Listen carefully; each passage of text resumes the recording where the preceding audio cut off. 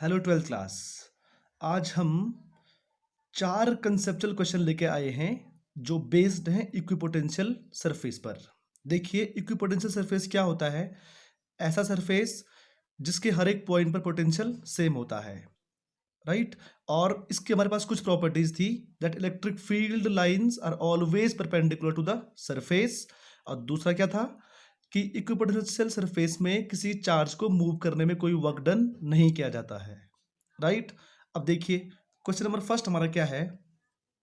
ये हमारे पास एक स्फेरिकल सेल गिवन है, स्फेरिकल सेल, और a charge Q naught is moved from A to B and then B to सी।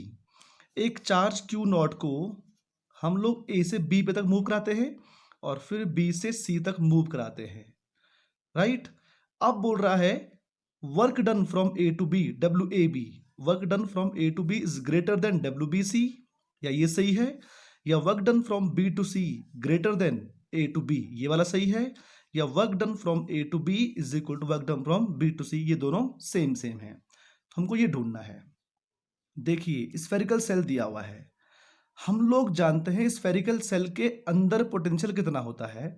तो आंसर है, हमने डेरिवेशन की हुई है, स्फेरिकल सेल के सरफेस पर पोटेंशियल वही होता है जो कि उसके अंदर होता है, राइट? यानी कि स्फेरिकल सेल पे पोटेंशियल कितना होता है? V is equal to 1/4 pi epsilon naught Q over capital R, जहां कैपिटल R उसकी रेडियस है। तो यहां पर वही होगा, यहां पर वही होगा, यहां पर वही होगा, यहां पर वही, हर जगह सरफेस पर वही होगा। स्फेरिकल सेल पर पूरी सरफेस पर, अंदर और सरफेस पर पोटेंशियल सेम जैसा होता है। ये हमने किया हुआ है पहले। यानी कि अगर पोटेंशियल ए का सेम है, बी का सेम है, सी का सेम है, हर एक पॉइंट का सेम है, तो किसी भी चार्ज को मूव करने में कितना कोई भी वर्क डन नहीं किया जाएगा। यानी कि work done from A to B is equal to zero and work done from B to C is also equal to zero. यानी कि W A B is equal to W B C, ये वाला option हमारा सही होगा, and which is must be is equal to zero के। क्यों? क्योंकि इक्विपोटेंशियल सरफेस में चार्ज को मूव कराने में कोई वर्क डन नहीं किया जाता है।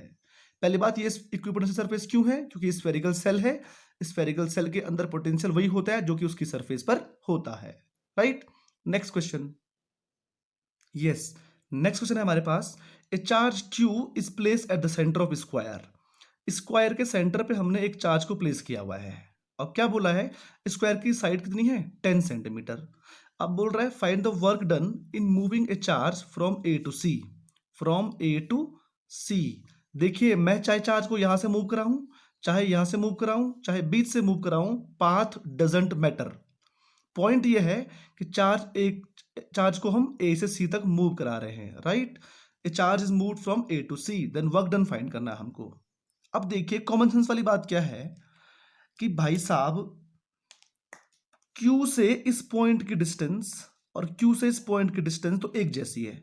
अगर ये R है तो ये भी कितना है? R, क्योंकि ये डायगोनल, बिल्कुल डायगोनल को बिल्कुल क्या कर रहा है?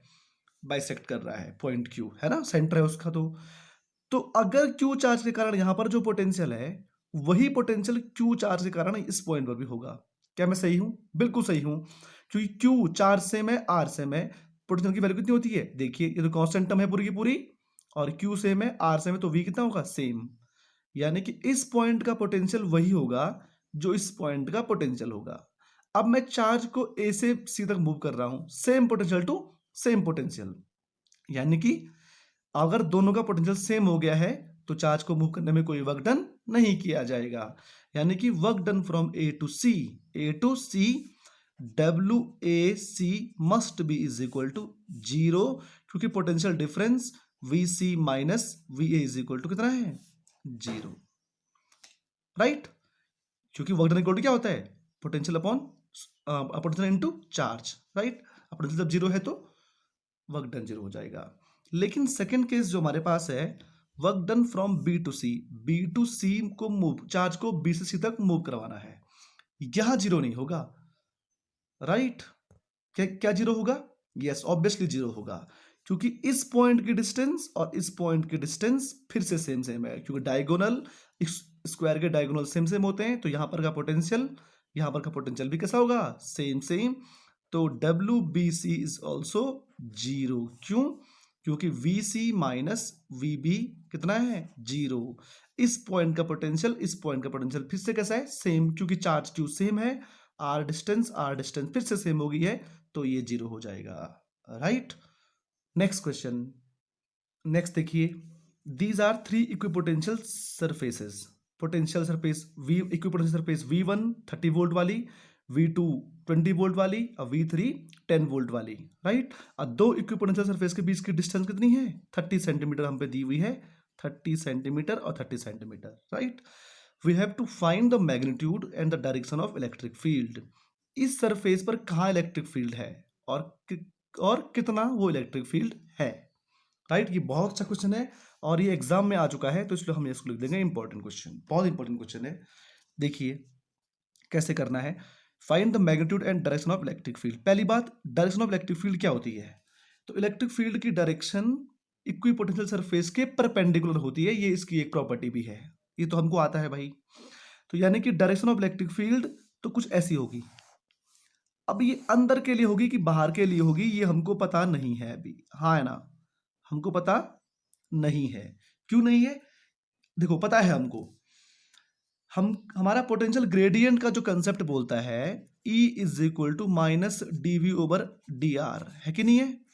ये क्या बोलता है कि पोटेंशियल डिक्रीमेंट की डायरेक्शन में इलेक्ट्रिक फील्ड होता है, पोटेंशियल डिक्रीमेंट की डायरेक्शन में इलेक्ट्रिक फील्ड होता है, या along the electric field potential हमेशा कम होता है, इसका सिग्निफिकेंस हमारे पास, ये हमने किया हुआ है। अब पोटेंशियल कहाँ कम हो रहा है, आप देख रहे हैं 30 20 10, पोटेंशियल कम यहां हो रहा है, तो this is the direction of electric field. क्यों भाई, क्योंकि पोटेंशियल कम होने की डायरेक्शन में इलेक्ट्रिक फील्ड होता है। देखिए ठीक हो गया, डायरेक्शन तो आ गया हमारे पास।